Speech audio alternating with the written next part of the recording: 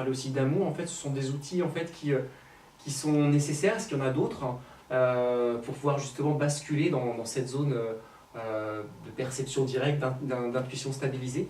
Alors, c'est pas un outil, mais le premier outil, c'est que l'être humain, il bascule quand il en a vraiment marre, Dans la souffrance. dans la souffrance. Mhm. Donc souvent, moi je vois bien hein, dans la partie life coaching, si les gens ils en ont pas complètement marre, ça veut dire qu'ils sont encore prêts à accepter de souffrir un peu ou beaucoup.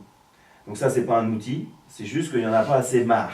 C'est la souffrance en fait. C'est la À un souffrance. moment donné, je veux passer à autre chose. Bah ouais, malheureusement, Ouais. voilà, c'est le niveau de souffrance qui va nous ouvrir à quelque chose d'autre. Donc c'est pas un outil, c'est juste un fait.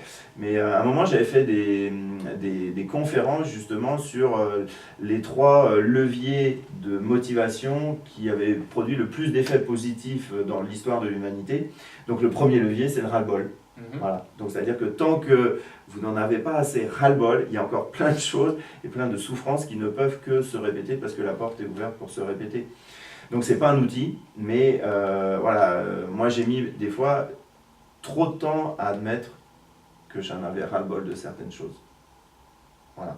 Donc c'est pas un outil, mais à partir du moment, moi je sais que quand un sportif ou quand quelqu'un en a vraiment ras-le-bol de certaines choses, mais vraiment ras-le-bol, ras-le-bol, ras-le-bol, le ras-le-bol du ras-le-bol, je me dis là en tant que coach, attention, ça va décoller derrière. Voilà.